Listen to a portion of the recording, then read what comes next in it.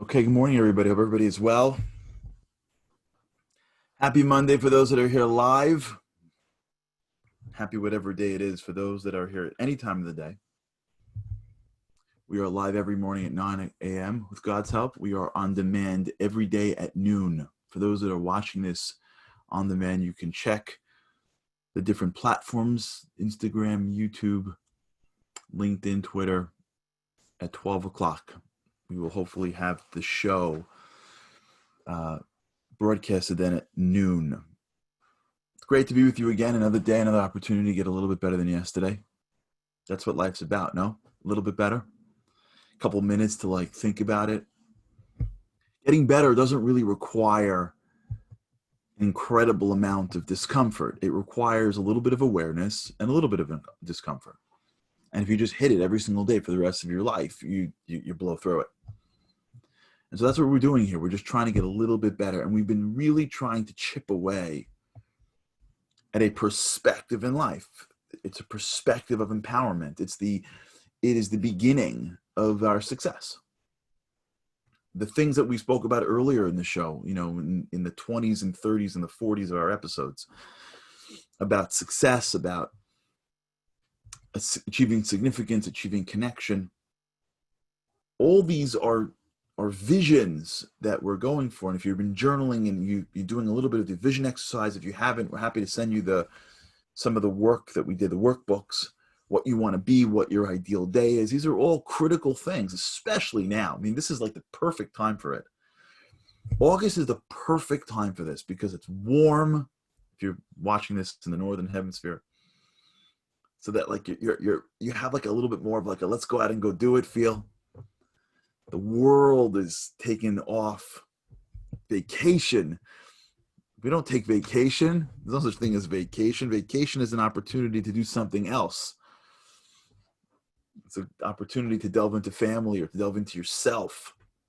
So while the world is sitting around doing nothing for 2-3 weeks, we get to have the opportunity to prepare ourselves for the fall. This is like the perfect time to create an ideal day. Sit down for a few hours one day in the next 2 weeks and write out what you want to look like. Pick a day next August and a year from now. What do you want to have? And do all those things. Do the exercises because this is the perfect time for it. And now all of that's critical because that's going to determine where you go. That's putting the address into ways. But the gas to get you there is going to come down to the work we're doing now, which is empowerment.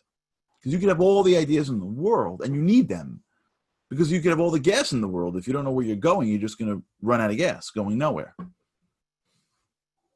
If your life is a track, and you're just going round and round, just season to season, holiday to holiday, whatever, birthday to birthday, if you haven't really grown much in 10 years, welcome to the club. But just recognize that you're on a track. You're not going straight, you're going around. Vision.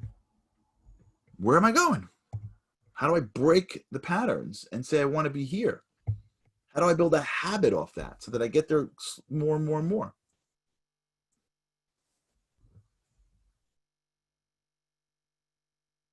How do I do these things where I can be going in a direction that I can make sure that I'm growing each and every year? That's critical. But in order for me to get there, I need to be empowered. In order for me to get there, I need to be empowered by it. How do I do that? So we've been talking about that. We've been talking about that here, about first understanding what empowerment is and what it's not, and getting some empowerment based on materialism doesn't work. And then we've been really delving into the world of gratitude, and gratitude really is the beginning. It's the beginning of changing our minds by going on offense for the positivity, by appreciating the things that we have so that we start to flood our minds with more and more enjoyment of positivity. So when we look out into the world, even if something comes our way that isn't as positive, it's in the context of so much good that we have. We show God that when he gives us something, we don't just take it for granted. You know, what's more offensive to parents than to give their kids something of value for that child to enjoy for a few moments and then ask for the next thing? Especially if what they're asking for is small. It's like when you buy your kids like a game console for lots of money and they play, and then after a while, they're like, after a few minutes, they just start fetching over one of the games. And you're like, wait, don't you appreciate what you have? And they're like, no, that was like a month ago. Who appreciates a game console a month into using it? You change the relationship to the giver. You change the relationship to what you have, and you begin the process of looking out into the world with different eyes. That's only really the first piece. Gratitude is only really the first piece. Once you're in a state of gratitude, once you're in a state of positivity, then you could actually make changes with how you deal with the stimulus that is in front of you. If you're coming at things in front of you from a negative place, the negativity overwhelms. You have to come at things from a positive place so that you can learn from them.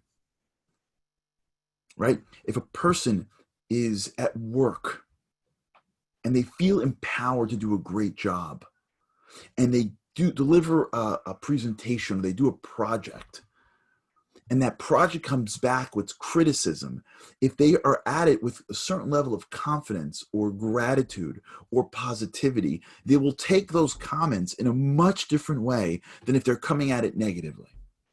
If a person delivers a project and is in a negative place and someone makes one small comment, they're blown. If someone delivers a project and they're in a positive space, that positive space leads them to wanting to be better. And so when the criticism comes in, they can digest the criticism in a much better way. They could analyze better. They have the strength to slow down and change how they do something. So what gratitude is doing for us, it is flooding our mind with positivity. It is in many cases reducing the need for that thing to work out every single day. I don't need traffic to open up. I don't need my boss to love me. I want these things. I don't need them because I have gratitude. It means I have joy, which means I have positive expectations, which means I look at the world and I realize that the thing in front of me is quite small. And if it works out, great. And if it doesn't work out, I'll still be okay. Once I've taken the control of the thing that I need to happen and shifted me to being in charge, my whole relationship changes to it. Now I'm open to seeing what it really is and what it's really not. I'm open to understanding what I am doing right and what I am doing wrong. I can look at it differently. I can analyze what's in front of me differently. I'm not like praying that it works itself out. For the sports fans in the room, that's the difference between watching a game with your favorite team and not with your favorite team. If you're a crazy sports fan and you watch a game, you're not watching the game, you're watching to make sure your team wins. You can't enjoy the game. You enjoy the victory. If those teams are not playing, you get to watch the game and analyze it and talk about it and learn from it. You can't do that when you're watching your favorite team. You need them to win. If you need to win every day of your life, you can't possibly look at your life and analyze what is right and what is wrong. And one of the greatest understandings that we have to get to when it comes to our lives is that we don't know if what's in front of me is good or it's bad. Now I want to jump in there and I want to right away take out all the extreme stuff. Like all the stuff that's clear. There's plenty of stuff in this world that's clear, good and bad. So let's just accept that out. There's some real challenge and there's some real blessings. Okay, let's stay in the middle. Let's stay in the middle. What we would call common day life, not extremes. Bringing a life into this world is clearly good.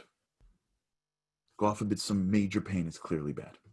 And even that, when you get into clearly bad theological stuff, you can discuss how that's ultimately good, but it's not for this show. When we deal with day-to-day life, there's something our brains are not good at. And that's understanding what this thing was going to do for me long term. This is a concept brought to the world by a man named Daniel Kahneman. Daniel Kahneman is a Nobel laureate for behavioral economics. His partner Amos Tversky and him invented behavioral economics. There's a great book about them. I think it's called The Undoing Project. I'm not sure. I'm sure Andy will post what it is. It's a bio written by Michael Lewis about them. Yeah, Andy gave me the go-ahead. I just got word on the chat that our good friend Brett Diamond is in the hospital with his wife. With God's help, she's in labor. With God's help, it should be good. A healthy baby, as they say, B'sha'a Tova. There's some good news for us in the chat here. Brett is a brother of ours. He's a close friend of everything that we're doing here. So Daniel Kahneman and Amos Tversky were one of the first to explain that economics is not just like widgets. We're human beings, and you have to factor in behavior. You have to factor in the human element to it. And one of the things that he speaks about is the idea of bias. And if you go through his stuff, you will realize that we as human beings are really bad at decisions. We're biased. Interviews are largely irrelevant because we're so biased towards ourselves that the people that sit in front of us that look like us have such an advantage, even though they may not be right for the company. We're biased to confirm things that we already think we know. Right? If you grew up in a family that had have a political belief and you have a good relationship with your family, most likely you are going to be that person, even if they're wrong. Because you had it when you were young, that was what you thought was true, and you're just basically looking at the world and you're looking to confirm your thesis.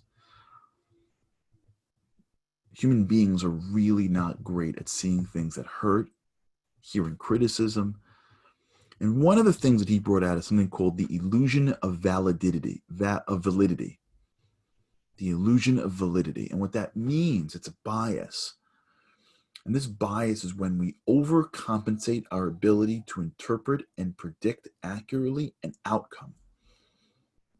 When we look at what's in front of us and we predict something that is not necessarily accurate, we see things in the future that aren't there. We assume that our predictions will be right when they're wrong. We sense that we know what the future is going to bring. He found this in the army when officers were predicting which soldiers would be commandos and they were wrong. He found this when he did an 8-year research study on 25 wealth advisors and found that their stock picks were as good as basically rolling the dice, but they felt like this stock's going to make it. And even later when he told the company, they were like, yeah, not true. We have an illusion that we know the future. And when we see data in front of us, we know how it's going to play out. And even when life proves us wrong time and time again, even when we look at the people that we meet, and we look at the jobs that we have, and we look at the opportunities that are given to us, and look at the people that we end up connecting to, and every time that happens, every time your kid gets to camp, and the counselor happens to be the son of a person you did a favor to you didn't even know, and you're like, oh my gosh. Every time you hear a story about somebody who happened to be somewhere and that daughter and that kid and that's coincidence. We forget it. And then we go back into our lives and assume that we can predict, well, if my kid goes to this school, okay, if he makes this move in 4th grade, you see in 4th grade, if he gets into this classroom with these boys will have this friends and they'll probably go to these camps and you start penciling out someone's life 20 years. I've ended up in this job, and this job I'll probably go here. I got right. The kid's 4. I'm gonna make him 10. Right. My wife, this guy. If I go here, trust me. If I meet this person's going to take care of me. How many times have you done this in my life? I have done this so many times. I stopped doing it How many times in life I've done something because like someone's going to be there, and then from there, I'm sure it's going to be a business connection. And then he can take care of you. Never happens. It almost never happens. But like you got to do you got to work. You got to do your job. But I'm saying, but like to predict it, you got to go. If you're in sales, you got to go out and meet people. Fine, but to predict that this, come on. Look back at your life. It never happens. Sometimes, not statistically relevant. It's an illusion. The illusion of validity. It's a cognitive bias. We feel like we can predict what tomorrow will bring, which means we feel we can predict what today is, what today means. So we think that when we hit a challenge, or when something goes wrong, or when the thing gets erased, or when I sit in traffic, or when someone's off, we think that it's bad or it's good. Is the virus bad or good? Let's take out loss of life. Let's take out the extremes. Let's take out people that should only be a little inconvenient. Let's take people that were inconvenienced by this virus. Good or bad? Who knows? Who knows? We know. Yeah. So when you live in a horizon of 10 minutes, 20 minutes, 3 months, my son's bar mitzvah basically went from a huge Shabbat festival with our families, a party, the whole thing, to he read his Haftorah in my house with 3 families. He had a drive-by and a Zoom bar mitzvah. Is that good or bad? Who knows? I don't know. If my perspective is 3 months before, 3 months after, I would say it's bad. What if my perspective is, I don't know, 5 years? I don't know. I don't know these things. How do you know? How do I know? How does anybody know? How does anybody know what tomorrow is going to bring? How does anybody know whether the challenges that we go through are good or bad? Whether the gifts that we go through are good or bad? I don't know. The kid that grew up in the most perfect family and he was carried around on a pillow his whole life, is it good or bad? I don't know. What if he needs the strength in 10 years from now, 20 years from now, he doesn't have it? I don't know. We have no idea what today's challenge means for us in the long term. And if it wasn't like you needed faith to tell you that, because that's clear in faith. When we talk about like faith, that's like 101. God runs the world. If that wasn't enough for us, okay, we'd bring in Daniel Kahneman. Bring in an Israeli-born Nobel laureate to show you the data. Okay, science agrees with God. Wonderful.